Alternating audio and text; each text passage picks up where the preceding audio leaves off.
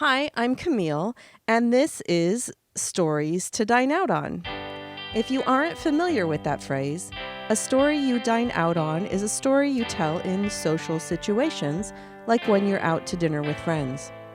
It's a story you have probably told before. You've practiced it. It's personal. It means something to you and reveals something about who you are. So with me today is Ralph Meyering Jr. Would you like to introduce yourself and tell us a little bit about who you are? Well, sure, if you really want to know. I do. My name, as she said, is Ralph Meyering Jr. I'm an actor, a writer, just been at it most of my life. And, I think there's a couple of stories I could share with you that you might find interesting, particularly if you're into spiritualistness or mediums. Okay. That kind of thing. Yes. And there's two different stories, and they're both they're connected by a common thread, a common person. So, I think you might find them interesting. I always thought people thought they were interesting when I told them, If you hear squeaking in the background, that is the dog Vinny with a squeaky toy. He's a good dog. He wanted to be part of the show. So whenever you are ready. All right. Well, this story, I guess I'm going to have to give you a little backstory to it to make a little more, give a better arc to it.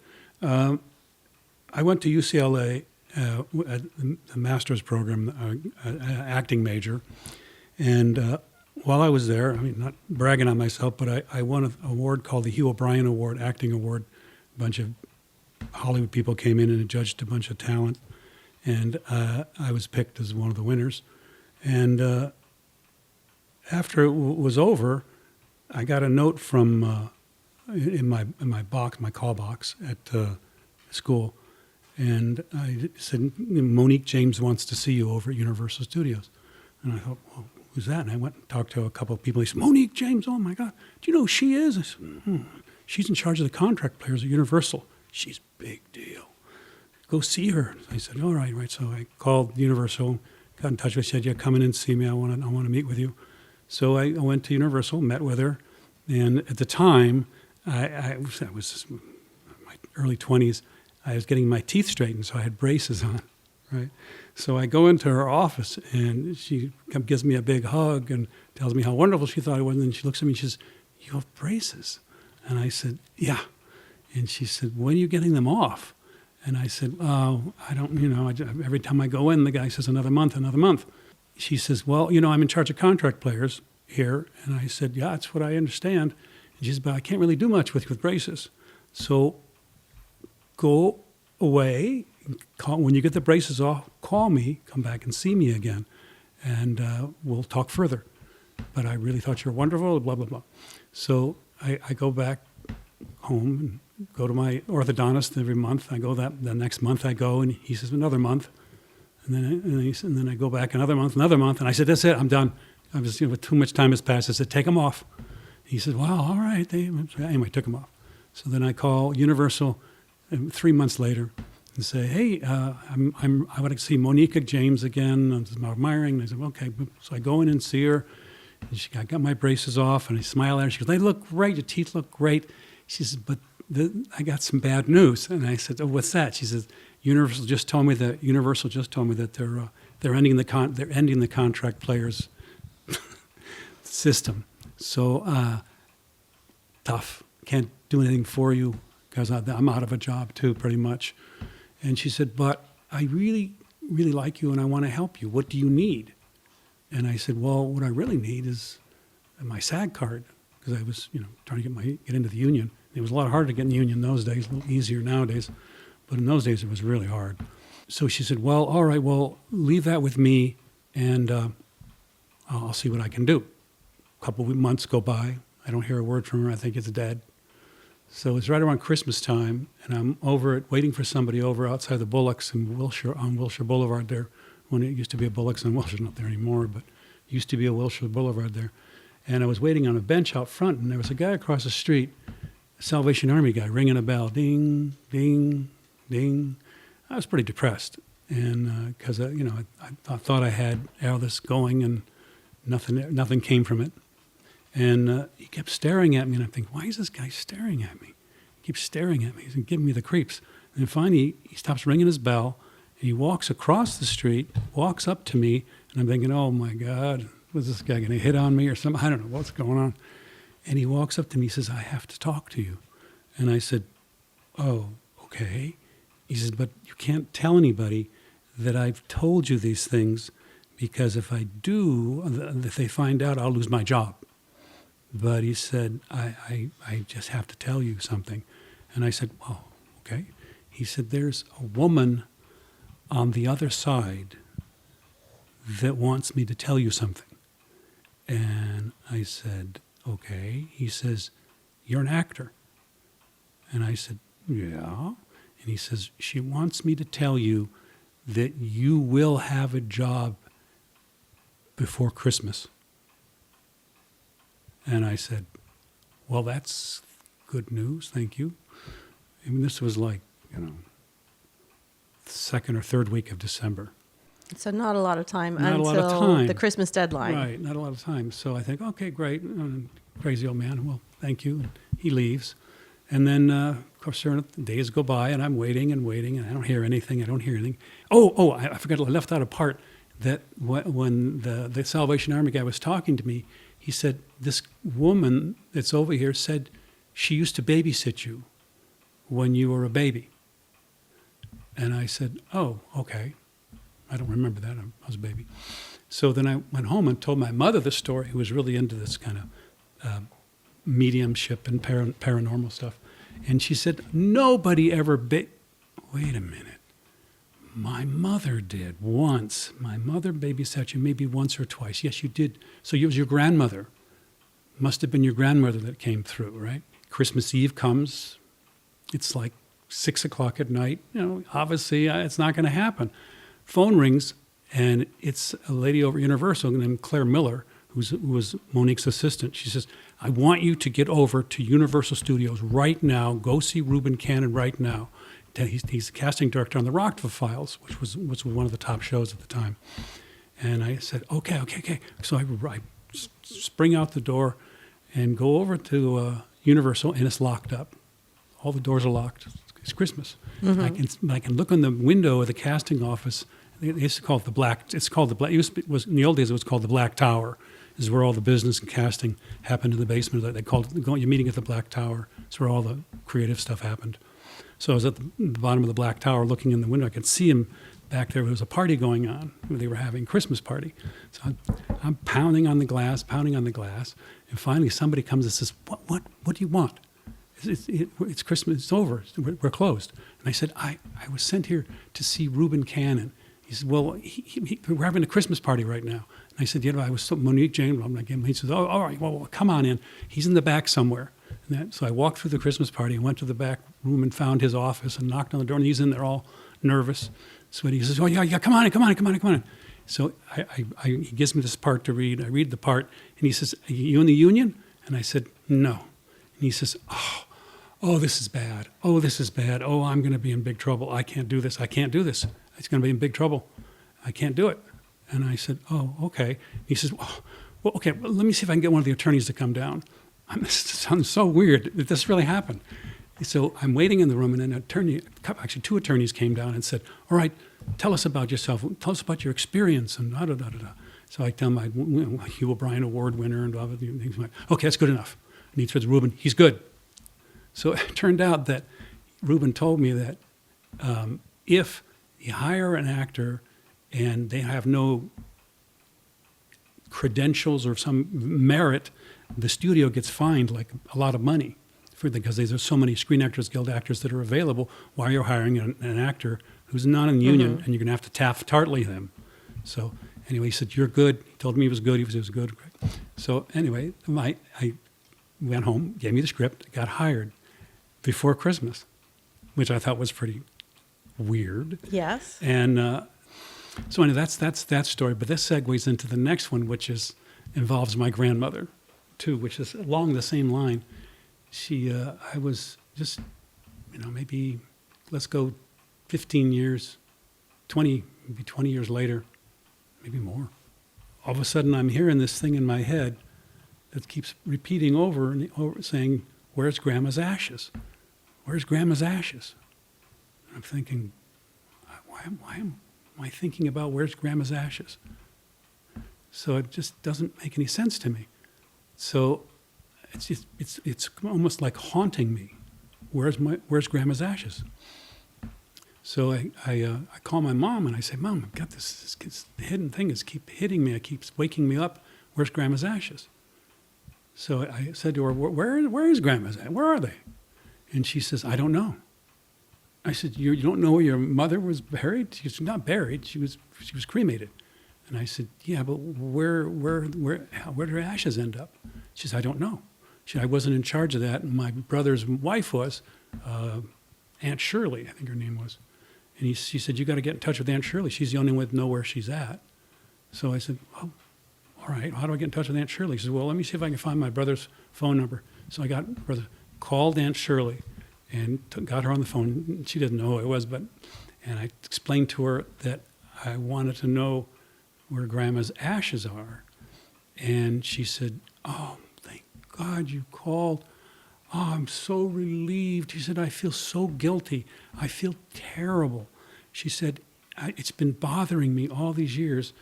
Before she died, she told me she wanted to have her ashes spread at sea, and I didn't do it. I feel so terrible that I didn't do it. So you're going to do that for me, right?" And I said, "I guess I am." So I said, "Well, where is she?" She goes, "I don't know." I said, "But you were in charge." She goes, "Yes, it's somewhere in San Diego." So I had to go down to San Diego and go to the county clerk or wherever I went somewhere, and I had to find her death certificate. I had to look up her death certificate. And on the death certificate, it had where her ashes were interred. Oh, okay. So they were someplace. They weren't just so they were interred someplace out in El Cajon or somewhere, some La Mesa. Anyway, so I got the address, and I went to see the guy, and I said, "I'd like to get my grandma's ashes." And he says, "Oh, well, who are you, the last only living relative?" I said, "No." So I had to get my mother to give him permission to release the ashes to me. So it all worked. I got the ashes. I brought them home. And then I found a way to have them taken to sea, to have them dumped in the ocean. And I don't want to mention how that was done, but because anyway, the guy told me, "You can do whatever you want with these ashes, just don't tell anybody what you did with them." If it's he says, because just say you don't know where they're at or whatever. But anyway, he said, or get rid of them legally. And I said, "All right, well, I'll do that." Anyway, I found a way to get them out to the ocean. Somebody I knew. And they were in this big, heavy metal tin that was like really heavy and dangerous. If you threw it out of a window or something like that, it could hit an airplane or hit a propeller on a boat or anything, So I thought, I got to take the ashes out of there. So Were you like from a helicopter? I don't understand where they would be. You don't want to know. I think it might be. I don't want to talk about that part of it, but believe me, it was okay. We took care of it. Anyway, so I took the ashes out, and I had to peel the top off. It was sealed up in this like big tin thing. But I peeled the top off, and as soon as I peeled the top off, I could see on top there was a note, and on the note there was a rope tied, and then a big diamond ring was tied to the rope. Wow. With her name on it, right? So I thought, oh my God, I can't throw this in the ocean. So I called my mom. I said, "Mom, there's a ring in there." She goes, "Oh, I have nothing from my mother.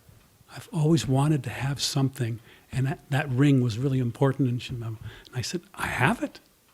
So anyway, we got the ashes. We put them in the ocean, and all was well. So I took care of my Aunt Shirley. And my mom got something from her mother that she never had. So it was a pretty wild story, I thought. I don't know where it came from and why. Inspired I was haunted with. Haunting something. But it was the same guy. It ties in with this guy the Salvation Army guy that came to me and told me about the woman that used to babysit me, which was obviously my grandmother, because my mother says she's the only one that ever babysat me, that helped me find out about my first acting gig, professional acting gig. I mean, union acting gig. We're all just going to have to be curious about how those ashes made it into the ocean. Safely. No law was broken. Okay? Okay. Can you explain really quick, to go back to the first story, what Taft-Hartley means? Oh, Taft-Hartley is something that to create I guess it was a Senate bill.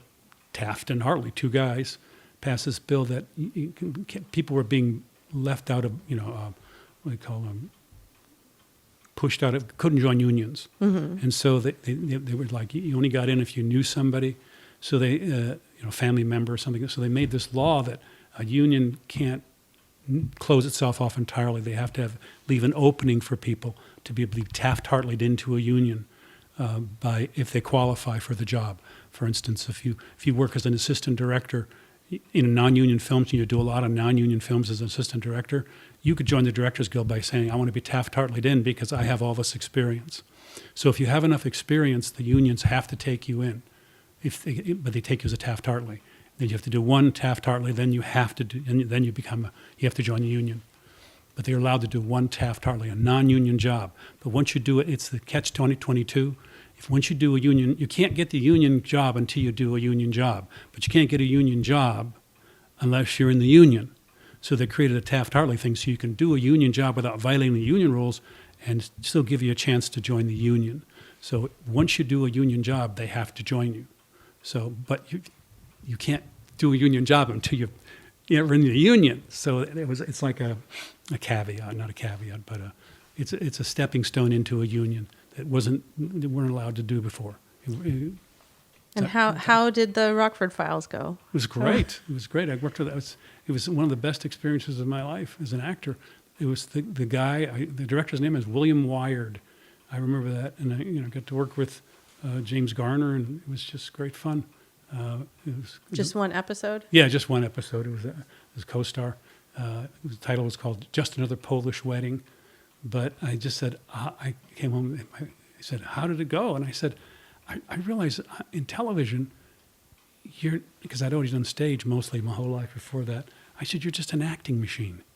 It's so weird because you just stand on the side, you have your lines memorized, you wait, they set the lights up and they say, go, act. Where in a play, you're kind of in control of your entrance and you're in control of your exits, and you don't have to work around so much stuff. And I came home thinking, working for television, it's like you're an acting machine. And it sounds cold. You're just another piece of the puzzle that makes the show. They have you in, you do the show, and then you're gone. We're in a play, you rehearse for 4 weeks and then or whatever, and then you do it for another 3 weeks. But as an actor, you're a day player. I was a 3-day contract actually, but as a day player and work for a week, you're in for the week. You're a hired gun. You do your job and you're out. And you don't really make friends because they're all just there working. I mean, you can talk to people during lunch sometimes, but it's basically it's very lonely and isolated type of the entertainment business for me, at least the stuff I did. Once in a while you get a good gig where you spend a little more time and you get to know people, but still it's just business. It's just so much money involved, and it has to move so quickly that you can't make friends, really. At least I had a hard time doing it. But anyway, it was great because it really turned me on to acting for television because it was such a great experience because everybody was so nice, and you get treated so well. They Mr. Meyering this and Mr. Meyering that, and they bring you coffee and tea and food and lunch, and you get your own trailer and you get your wardrobe people, makeup people, which is great because on stage you do your own makeup. All of a sudden I got people doing my makeup. But to counter that was the next job I did was probably the worst job ever, and I wanted to quit the business. I did a movie of the week with. He was the most horrible human being ever. I couldn't believe there could be such a bad director, such a mean person. He was so cruel. I had a one scene thing on this. It was a movie of the week. I had one scene where it was an airplane crash, and I was a doctor. And it was a bunch of kids. They were bringing a bunch of kids in they were injured in the airplane crash. And they were running them down the hall. But I had to come in with the gurney, running with it, and I had these very complicated, give me this, that, this drug, this, that, give me the shot, give me, we're going to do this. I had a litany of all these medical procedures that had to be done and medicine as we're running down the hall. And so I'm waiting in the trailer for, 8 hours for them to call me to do this scene. And then the AD comes to me and says, you got to come right now. I said, what? He said, we got to send the kids home. We got 4 minutes or 5 minutes to shoot the scene, or the kids got to go. And then we're going to have to bring you back for another day or whatever. They're financial. I'm sure it was totally financial reasons. So I run down the thing, hurry in there. Let's shoot this. Get the kids. Let's shoot this. Boom. No rehearsal. Just go down the hall and do it. So we run down the hall. And I do the lines. I got them out. It was beautiful. And then the technical director comes. The dialogue person says, that dialogue's all wrong.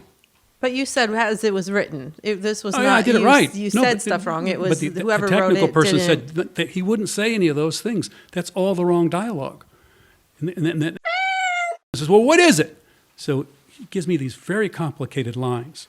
He says, okay, let's just shoot this now. Right. You've got to get these kids out of here. So I do it, and I screw it up. First take, I screw it up. And can you swear on this? Yeah, go ahead. Oh, okay.